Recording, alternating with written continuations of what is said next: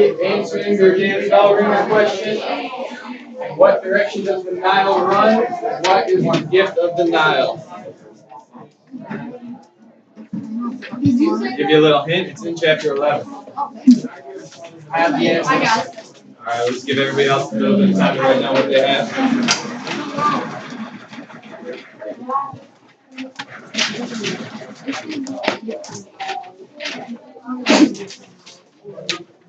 Are you recording? Is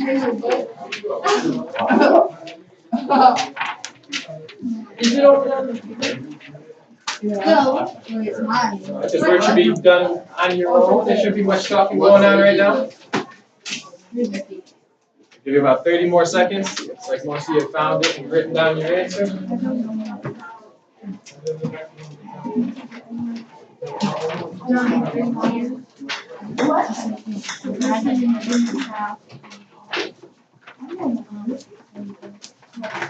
All right, about 10 more seconds.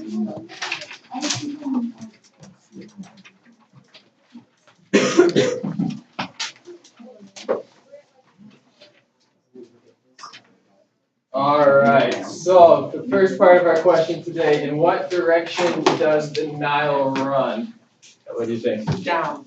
Down? You think it Like runs? south. It runs from north to south? Yeah. All right, any other ideas? I saw your hand next.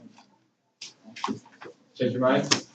I think it runs south to north. South to north. I think you are correct.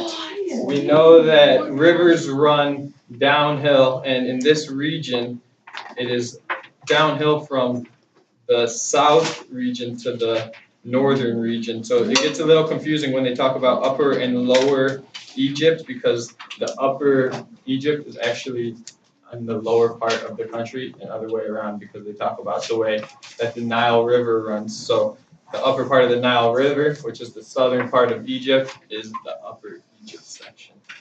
So today we're going to continue talking about ancient Egypt. We're going to work on the second section of chapter 11, which starts on page 283 of our textbook. So everybody put your daily bell ringers away, open up your textbooks to page 283, and we will move on when everybody is ready.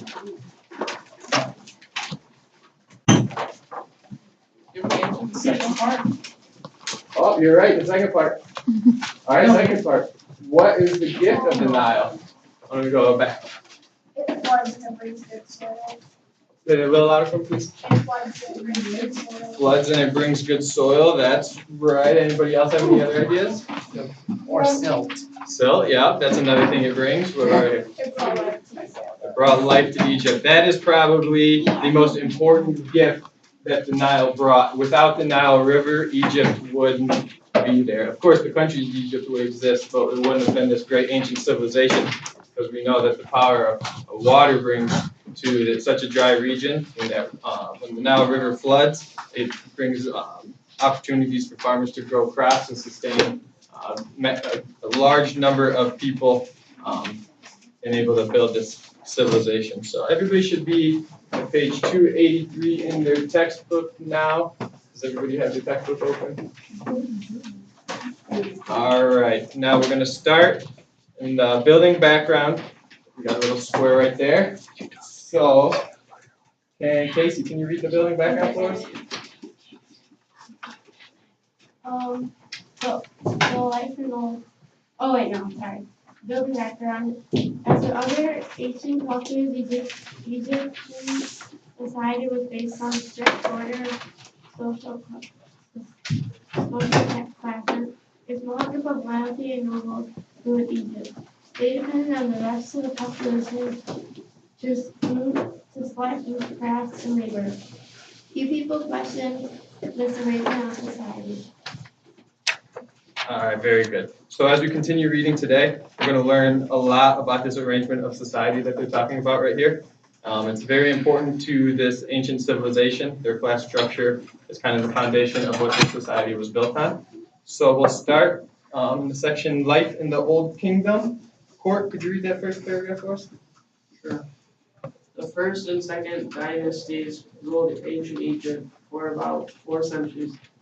Around 2700 BC, though, a new dynasty rose to power in Egypt, called the Third Dynasty. It rule began a period in Egyptian history known as the Old Kingdom. All right, very good. Next section, early pharaohs. Mariah? Not here. Hunter. The Old Kingdom was a period in Egyptian history that lasted for about 500 years, from about 27,000 to 22,000 BC. During this time, the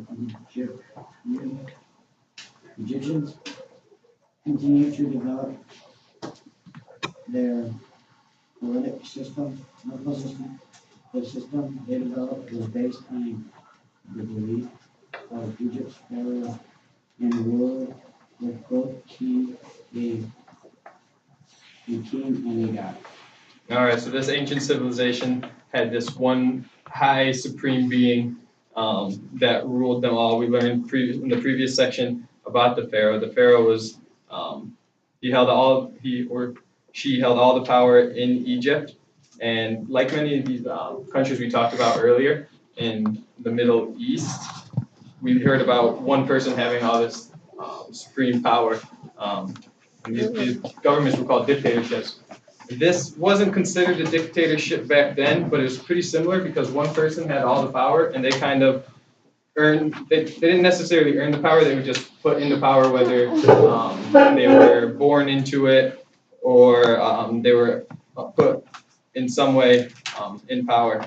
So it's a lot like those dictatorships back then, but they weren't all, like dictatorships had this negative feeling around them.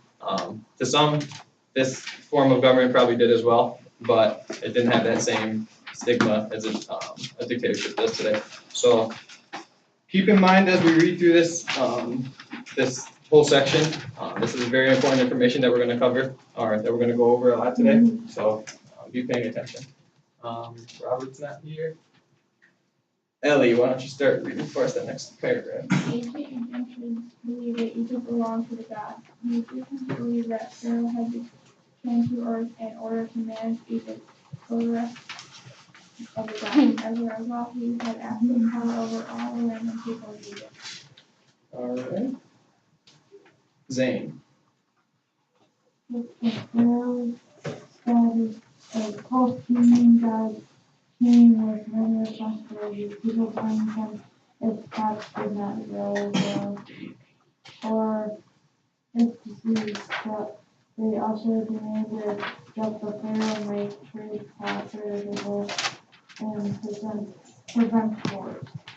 So this pharaoh had a lot of responsibilities. He got a lot of praise from his people, but that wasn't without anybody having issues with them as well.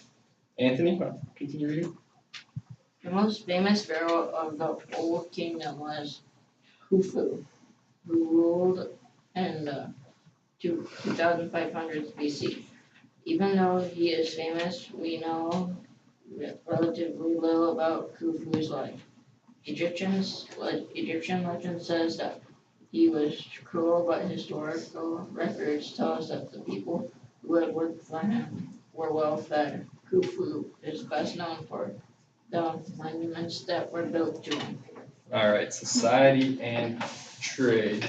Joshua, why don't you read those first two paragraphs for us? By the end of the Old Kingdom, Egypt had about 2 million people. As the population grew, social classes appeared.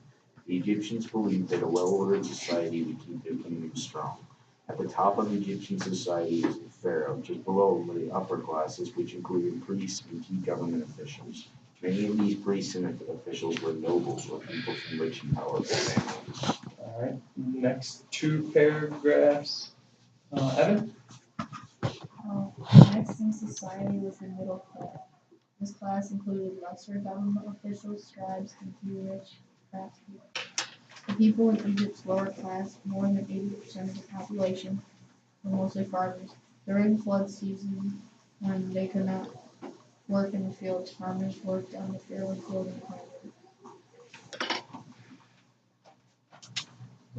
Last sentence.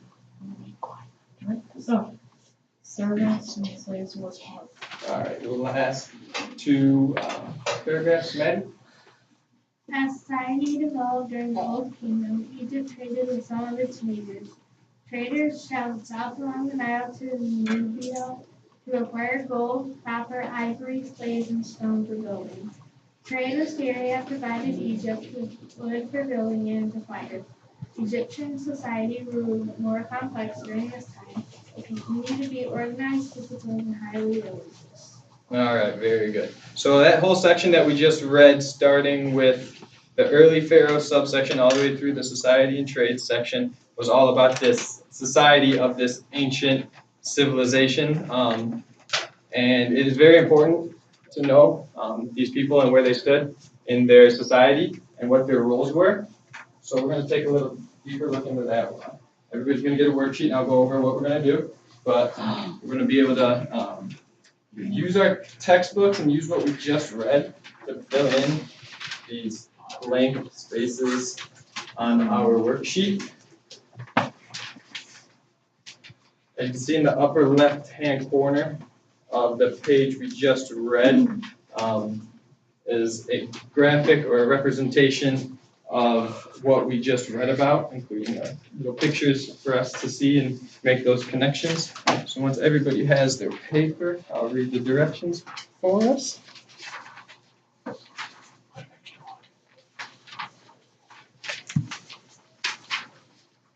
There you go.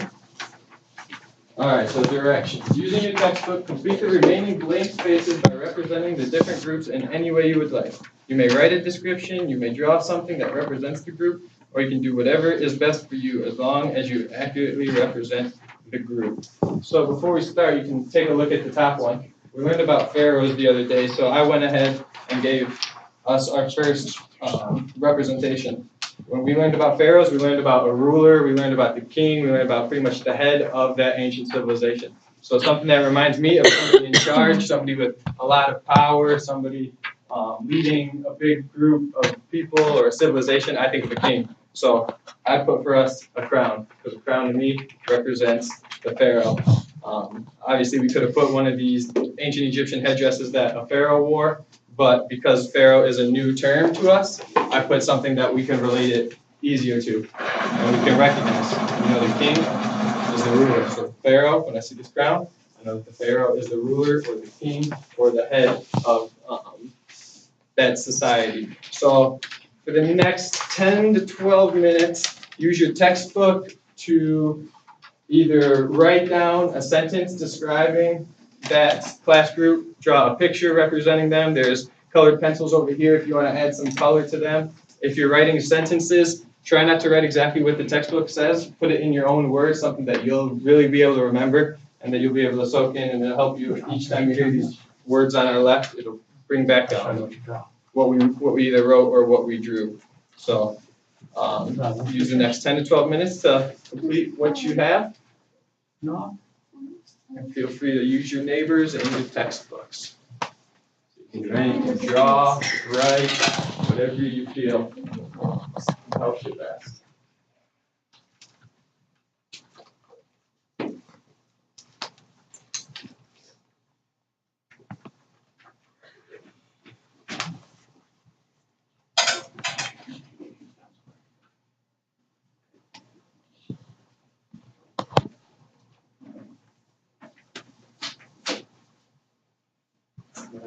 Fun drawings, something that's maybe a little silly, but it still represents what you're trying to, the information you're trying to get down.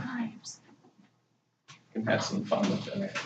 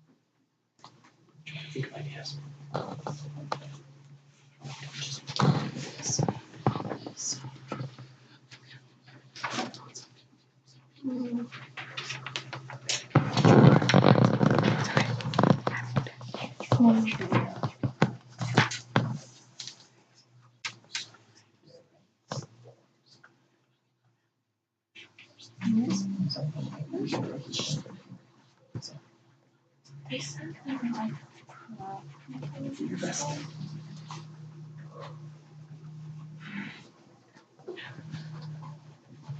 Some sections might be a little bit easier to write an explanation. Some of them might be easy to draw. You don't have to write for all of them and draw for all of them. You can do a little bit of both. It says scribes and craft people, right? If you think your drawing is a little confusing, you might want to label it. A label right underneath it explaining what it's or what it's drawing. Okay. Still thinking of ideas. Yeah. What you see in these pictures over here. We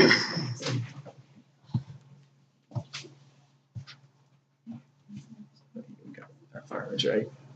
We got our farmers right here, which is same thing right here. Does anything in this picture give you any ideas of what to draw or something that will remind you of farmers? Do animals remind you of farmers? Yeah.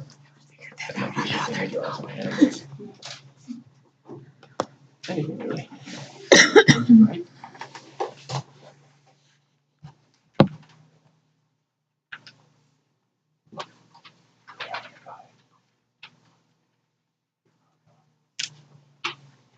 Feel free to get up and get some colored pencils if you want to add some color. If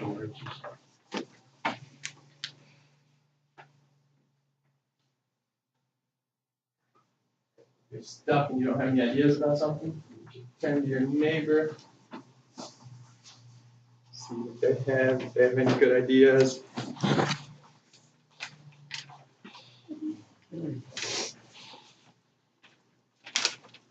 Farmers. Oh, you can make farmer. Yeah, I mean,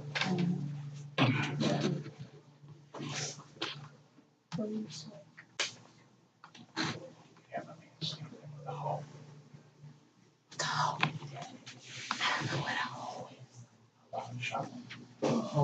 You have about 6 more minutes if you're done, or you think you're done. Okay. Why don't you reread your sentences, see if they, your sentence or your picture reminds you of the word that they're describing on the left. If you have a bunch of sentences, why don't you draw some pictures underneath it of your, representing the sentence you wrote, the word you're describing.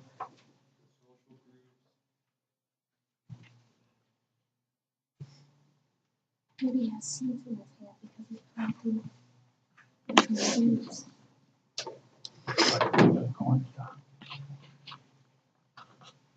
Yeah, plants that are already grown. I don't know what the plant is. Oh, maybe I can grow some tomatoes. Because I'm very good at drawing.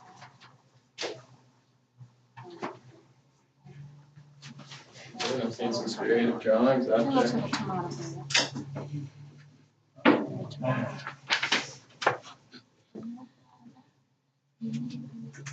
A tomato.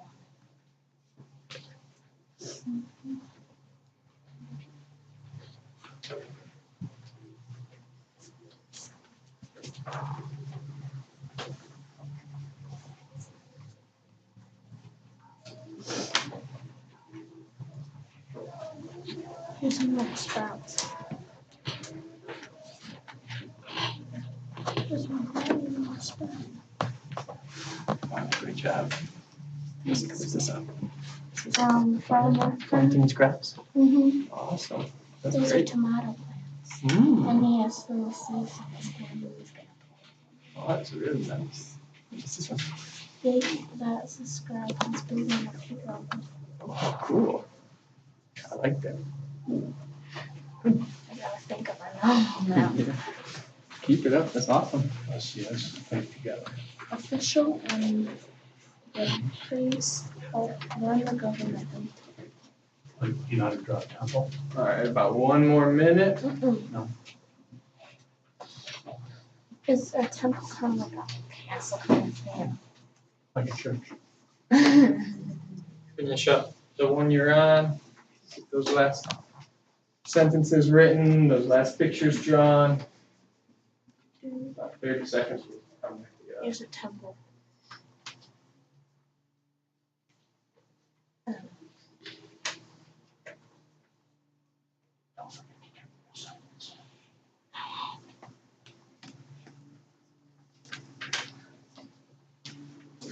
job.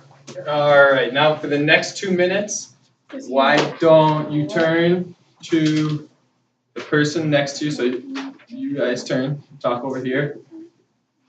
You two groups turn and talk, and then you three will just talk.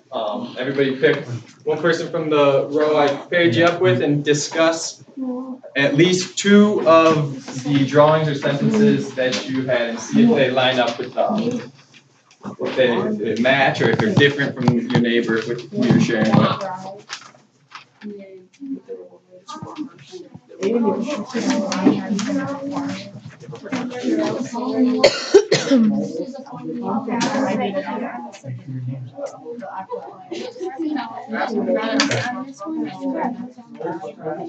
So I just need to turn this here.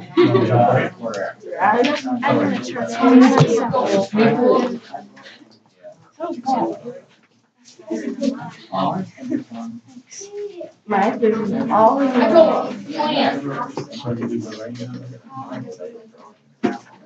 Is white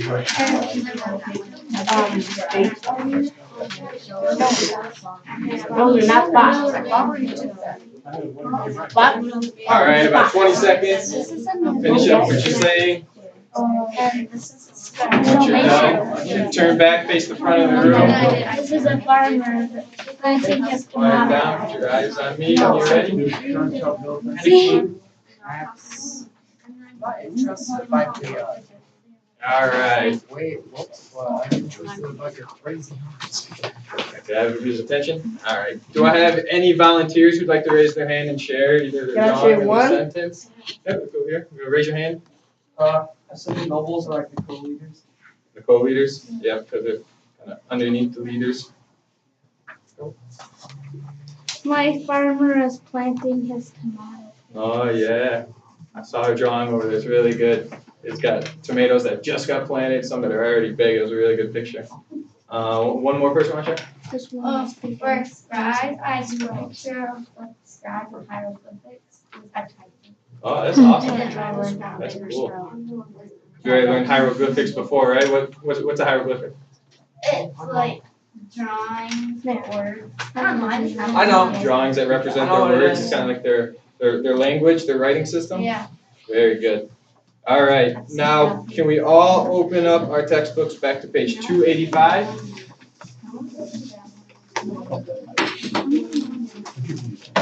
No, it's fine. Okay. I'm done. So what do we do with this? I'm not even saying. What do we do with these? Just put those away for now. Okay.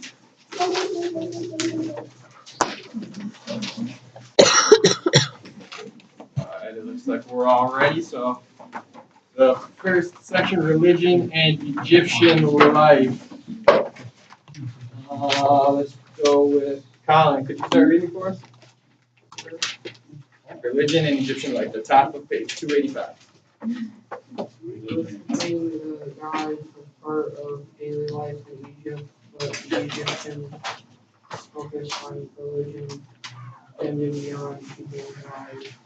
Many customs focused on what happened after people died. Okay, the gods of Egypt. Emily? The Egyptians practiced polytheism.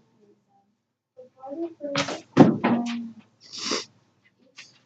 village worshipped its own god. During the Old Kingdom, however, the Egyptians officials accepted everyone who worshipped the same god.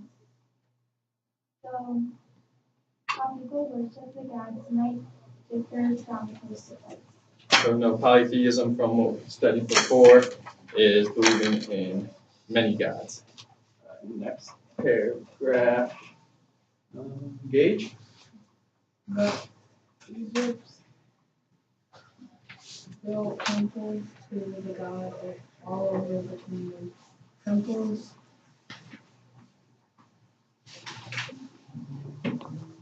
Go, dude. came from both worshippers and government. These things enable the influential to grow more Influential. influence. Good. Next paragraph, Kenzie. Over time, certain cities became centers for the worship of certain gods. In the city of Memphis, for example, people prayed to Ptah, the creator of the world. You continue in the next paragraph. The Egyptians worshipped many gods besides Ptah. They had gods for nearly everything, including the sun, sky, and earth. Many gods blended human and animal forms. For example, Anubis, the god of the dead, had a human body but a jackal's head. Other major gods include I'll read these for us because these names are a little difficult. First one's Re or Amun-Re, the sun god. Osiris, the god of the underworld. Isis, the god of magic. Horus, a sky god of the pharaohs. Thoth, the god of wisdom. And Jeb, the earth god. So the Egyptian families also worshipped household gods at shrines in their homes. All right, emphasis on the afterlife. These next two sections are very important, so make sure we're paying attention as we read these. Any question? The first one, the sun god, is actually Ra. It's Ra? Or Okay. sun. Thank you. All right, so emphasis on the afterlife. Carmen, can you start reading that for us? Much of Egyptians' religion focused on the afterlife or life after death. The Egyptians believed that the afterlife was a happy place. Paintings from Egyptian tombs show the afterlife as an ideal world where all the people are young and healthy. All right, next paragraph, Megan. The Egyptian beliefs in the afterlife came from the idea of God or a person's life force. When a person died, his power left the body and became a spirit. The power remained linked to the body and could not leave its literal sight. However, it had all the same needs that the person had when he or she was living. It needed to eat, sleep, and be in touch. Good, next paragraph. Cole.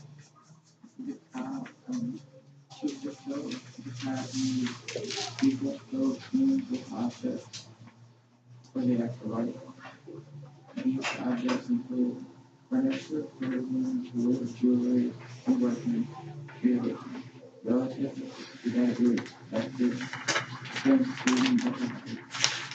They also total of power and All right, very good. So what we learned from this section right here is that even the time after one of these Egyptians have died is extremely important to the people in this culture. They still think that when a person dies, they still have their spirit within them and they still live in their body. So they take care of that body of that dead person to make sure that their spirit has and we'll learn a little bit more as we continue reading. This next section is also very important. So burial practices. Maddie, can you read for us? Egyptian ideas about the afterlife shaped their burial practices. For example, the Egyptians believed that a body had to be prepared for the afterlife before it could be placed in a tomb. This meant the body had to be preserved. If the body decayed, the spirit could not recognize it. That would break the link between the body and the spirit. The cow would then be unable to receive the food and drink it needed. Very good. So if we take a look at the right side of the page where we see that mummy, that's a body in there that's all wrapped up and was prepared for his afterlife. So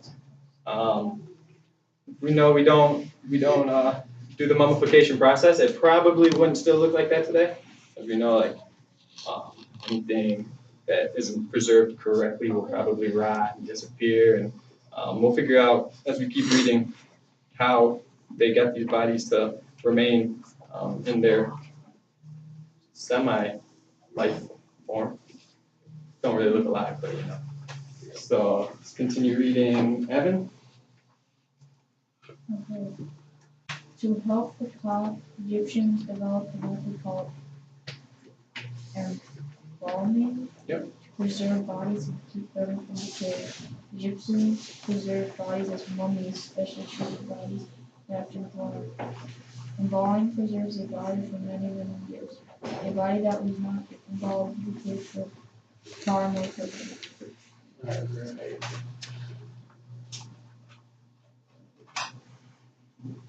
Case or Cassie? Me? Yep. Okay. Embalming was a complex process that took several weeks to complete. In the first step, embalmers cut open the body and removed all organs except for the heart.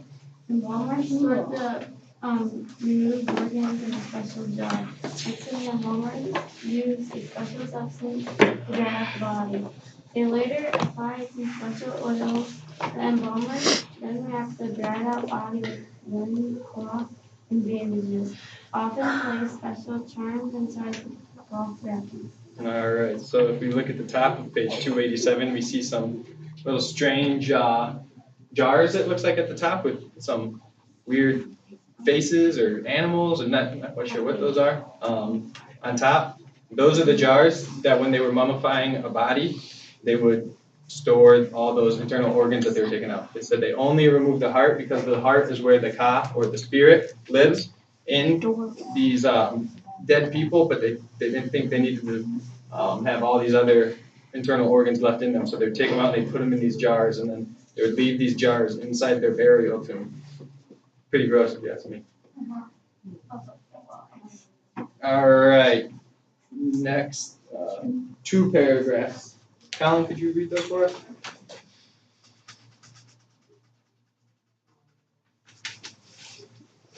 After the body moved the last step in the moving process, once it was completely wrapped, the movie was placed in a coffin called a coffin, which has the one shown at right. Only royalty and other members of Egypt elite were people of wealth and power could afford to have mummies made. Peasant families did not need the process. They buried their dead in shallow graves at the edge of the desert. The hot, dry sand preserved the bodies naturally. Very good, thank you. So when people here die, we put them in these big coffins to bury them. But back then they had these elaborate, fancy, almost artwork looking things that they would put their dead in to put them in their burial site, whether it was, well, these were only the that could afford this, so they would decorate this and give them this nice home for a resting place for their body that they would later put in an elaborate burial site. So we're going to watch a short little video clip explaining to us in more detail and in depth about this mummification process. One question. You got a question? Well, I was just gonna say that I learned this in 6th grade. Oh, did you really? That's awesome. Yeah, but the mummification. Believe that once you died, your soul would live on, but to live on properly, you needed to be able to reanimate your body in the form of your body or statues and paintings. This is why mummification was so important, so that your body would be preserved and your soul would have a house for hereafter. Mummification was carried out by special priests and embalmers who would work on the body, and some of them had very specialized jobs, the ones who did the cuts or the ones who were doing the banqueting, but it was quite a large brotherhood of priests and workers. The first thing that one did for mummification, classic mummification, was to remove the brain, and this was done by inserting a very sharp object up the nostril, hitting it so that it would break in through the ethmoid bone into the cranium. Then they'd poke around and be able to make the brain to mush, and then they'd remove the brain by teasing it out with a hooked instrument through the nostrils and sort of patting the head violently until the brain came out. Then they'd sort of pour liquid resin into the brain cavity, because this is what would prevent any bacteria from growing. Once the brain had been disposed of, the body would be cut here. There'd be a small cut on the left-hand side, and the embalmers would remove the lungs, the liver, the stomach, and the intestines. The heart would be left in place. because of the ancient Egyptians, the heart was the most important organ. That's where your soul resided. This is where everything that had to do with you as a being was. The body then was wrapped after it was being oiled and unguents were applied so it could smell nice. Then it was wrapped up in bandages with amulets placed for protection throughout, and then it was put into a coffin and buried. You can't really compare mummies to beef jerky. And in fact, when the pharaohs came back from Luxor to Cairo once they'd been discovered, they were greeted all the way down the Nile with great applause. But when they got to cut the port on Bulag, they had to be taxed. And in fact, instead of beef jerky, they came in as salted fish, because it was the same thing, preserved meat. Ow. All right, does anybody want any beef jerky? Yeah. I like beef jerky, but I don't like it then. You like it alive? Yeah. I've never seen a live beef jerky. Kind of interesting. They run around in your mouth. So did anybody catch how they were put onions in the wrap of the mummies to make it smell good? Ew. Does anybody like the smell of onions? No, I like eating Does it them. make you cry? No. If you're cutting them, they make you cry. That'd acid. All right, so not everybody got mummified, of course, back then. Only the upper class elites that could afford it. So, and then we'll find out. Let's continue reading to find out where people get buried. Zane, why don't you read for us, starting on the top of page 288.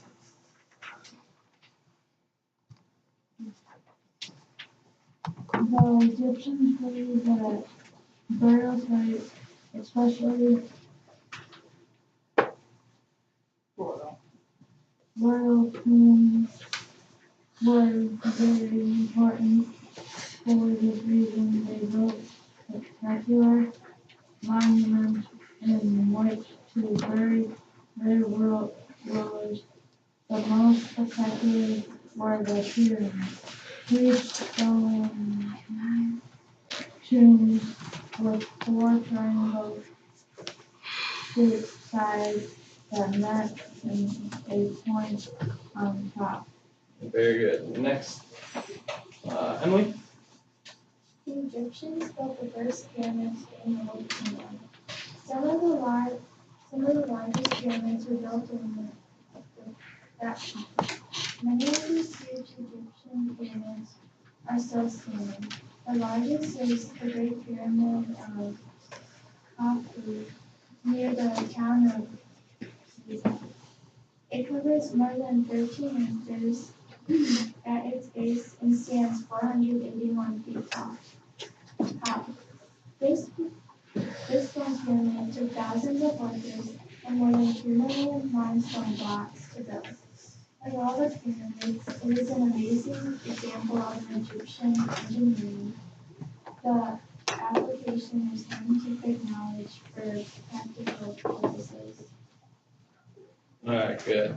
So these pyramids that they were building are over a football field high. And back then they didn't really have this heavy machinery we do now. They don't have cranes to pick up whatever they were built out of and lift them and put them in place. So let's continue reading and try to figure out how they did all this. Joshua, building the pyramids. The earliest pyramids did not have the smooth sides we usually imagine when we think of pyramids. The Egyptians began building the smooth-sided pyramid we usually see around 2700 BC. The steps of these pyramids were filled and covered with limestone. The burial chamber was located deep inside the pyramid. After the pharaoh's burial, workers sealed the passages to this room with large blocks. Good. It talks about building these smooth-sided ones, but we'll know later on in our science classes we'll learn about limestone, which these pyramids were built out of. It's not a very strong rock. It's kind of it could get weathered very easily, whether through rain or through sand hitting it when the wind blows. So a lot of these pyramids, or most, if not all, if you go visit today, none of them are smooth. They all look like you can tell where they were. Each brick was cut out, and it's all kind of looks like you could walk up a big set of stairs, but it's dangerous and it's really high, so you probably couldn't do that. But it looks like you would be able to. Hunter, why don't you continue reading for us? Historians do not know for certain how the ancient Egyptians built the pyramids.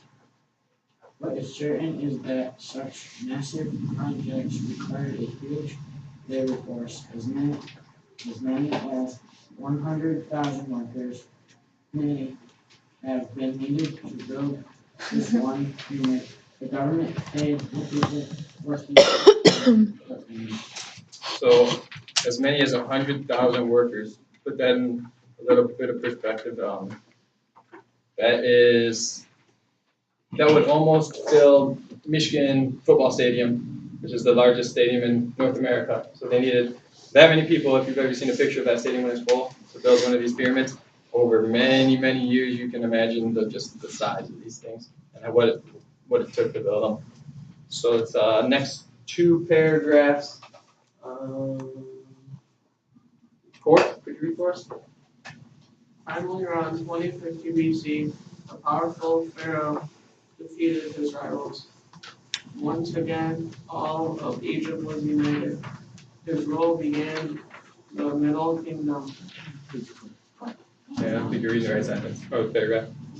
It's the top of page 290. Oh, wages for working on construction projects were paid in goods such as grain instead of money. However, I should continue reading that final paragraph for us, please. for years, scholars have debated how the Egyptians moved the massive stones used to build the pyramids. Some scholars think that during the Nile's flooding, builders floated the stones downstream directly to the construction site.